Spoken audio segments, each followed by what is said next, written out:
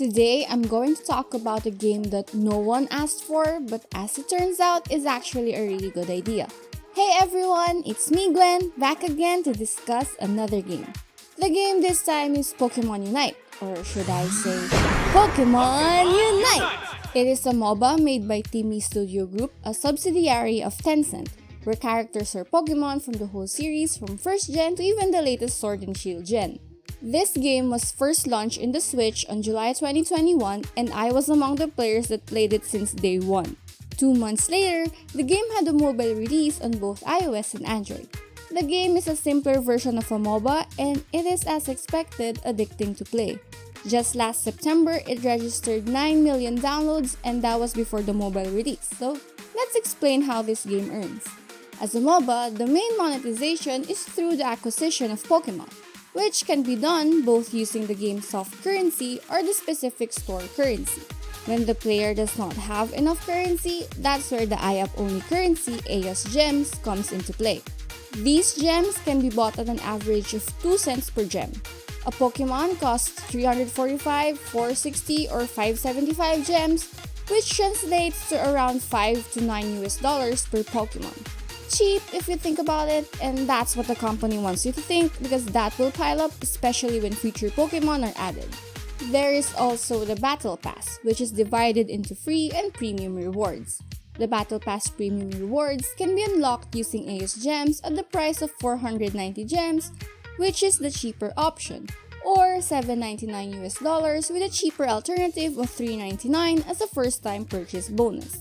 Aside from that, there is still the gacha system, but I find it to be more of an extra in this game and I assume that not a lot of players would actually spend money here. Although they can because there are character and Pokemon skins included in the pool. All in all, the game has a pretty much standard monetization of what MOBA games usually apply. Now, there are claims of it being pay to win, which is actually valid because of the game's held items which are equipped to make a Pokemon's base stat stronger. The higher you level them up, the better the performance. As the AS gems can be used as an alternative payment to basically anything in the game, it is pretty clear that whalers would have the advantage at least on progressing easily, especially in ranked games. Also, the BP levels can be bought so that the rewards are immediately received and the player can avoid slaving away like the rest of us plebes. Let's talk about one of the main motivators of players to do IAP in this game. In any game, actually. Aside from the acquisition of Pokemon themselves, there are also skins, and some of these skins are IAP only.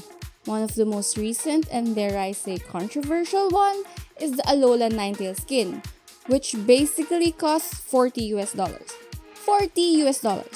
for a skin. It is the most expensive skin so far in the game. The Battle Pass also has a premium Pokemon skin as a reward when max level is reached, and I will come clean and admit that I've personally paid to unlock the premium BP because I'm using Gengar, and look at that skin! It's space, which I also love. Yep, I was motivated to pay up because of a skin. Hook, line, and sinker. Despite that, let me reiterate that again, I do not want anything to be strictly behind IAP only. Granted, most of them are customization options and do not really affect gameplay, and the BP system is a standard in MOBA or just multiplayer games in general, but that doesn't mean I like it. Also, it really looks good when your Pokemon has a skin. Look at my Eldegoss! Isn't she lovely? Which is why I'm surprised that the game is not higher up in the charts. I assumed it will immediately be in the top 100 grossing charts and stay there, but currently it is not. This might pertain to two things: that more players are going free to play, or most users are playing it on Switch, and that's where the money is coming from. That doesn't mean that the mobile users are not paying though, as according to Game World Observer, the game has amassed $1.7 million just on their first 5 days of launch. This might also be because in terms of progression, the game is not strictly IAP only. Paying players just have the advantage of being able to rise up the ranks faster. Ultimately, it all boils down to whether the game is fun to play. And it is. By fun, I mean act almighty when winning and blaming everyone else when losing. I have friends who play Dota 2 and still like to play Pokémon Unite. It also has a really big future content because of the hundreds of Pokemon that can be included in the future and be monetized. I am excited about which Pokemon they decide to add next. They also update the game regularly for balancing issues, and there are limited time events to increase player retention. How about you guys?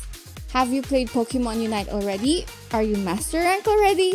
I'm currently stuck at Ultra Rank, but I will continue to play just to get Space Gengar. You did it. You crazy son of a bitch, you did it.